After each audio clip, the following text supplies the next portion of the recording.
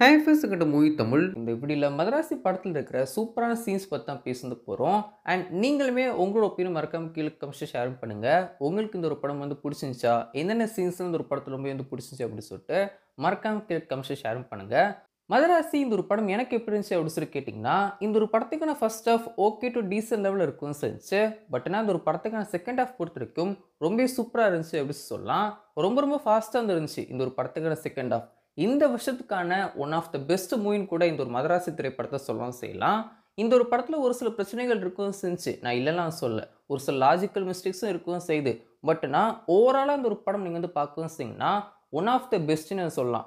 Over ஹைப்பில் நம்ம போய் பார்த்த படங்களுக்கு இந்த ஒரு படம் வந்து எவ்வளோ மேல் தான் அப்படின்னு சொல்லலாம். முக்கியமாக கூலியில் அவ்வளோ கேரக்டர்ஸை வேஸ்ட் வந்து பண்ணியிருப்பாங்க. பட் இந்த ஒரு படத்தில் அப்படிலாம் இல்லாமல் இந்த ஒரு படத்துக்கான வில்லன் ரோல்லுமே அவ்வளோ சூப்பராக இருக்கும் செஞ்சு.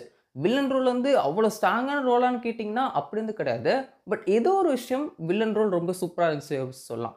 முக்கியமாக விஜய் ஜவாருடைய ஸ்க்ரீன் ப்ரெசன்ஸ்லாம் அவ்வளோ சூப்பராக இருக்கும்னு செஞ்சு. அண்ட் அவரோட ஃபைட் சீக்வன்ஸ் ஆகட்டும் அண்ட் எஸ்கேயோட ஃபைட் சீன்ஸ்லேருந்து எல்லாமே அவ்வளோ சூப்பராக பண்ண வச்சிருப்பாரு நம்ம ஏஆர் ரஹ்மான் சார். ஓவராலாகவே இந்த ஒரு படத்துக்கான மேக்கிங்லாம் அவ்வளோ சூப்பராக இருக்கும்னு செஞ்சுங்க.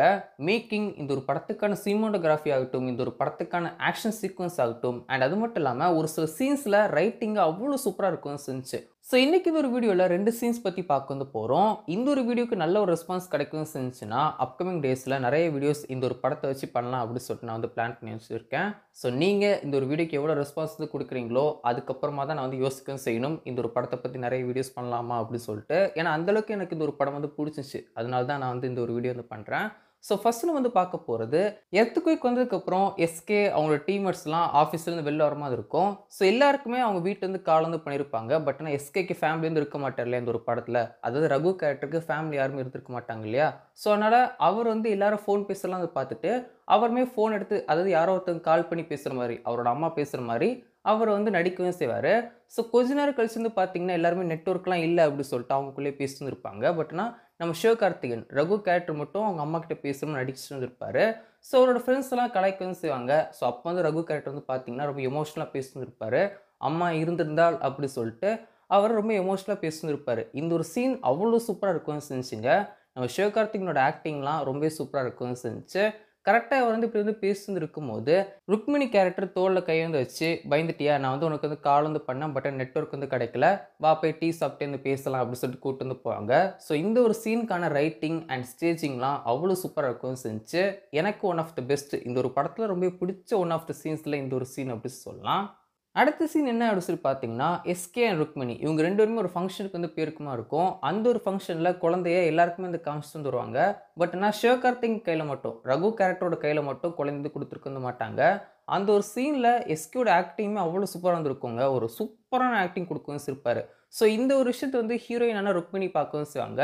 இதுக்கு அடுத்த சீன் வந்து பார்த்தீங்கன்னா, கோயிலில் அவங்க வந்து ஒரு குழந்தைய அப்படியே நம்ம சிவகார்த்திகேயன் கை ரகு கேரக்டரோட கையில் வந்து கொடுக்குமா இருக்கும். ஸோ இந்த ஒரு சீனுமே அவ்வளோ க்யூட்டான ஒரு சீனாக இருந்திருக்கும்.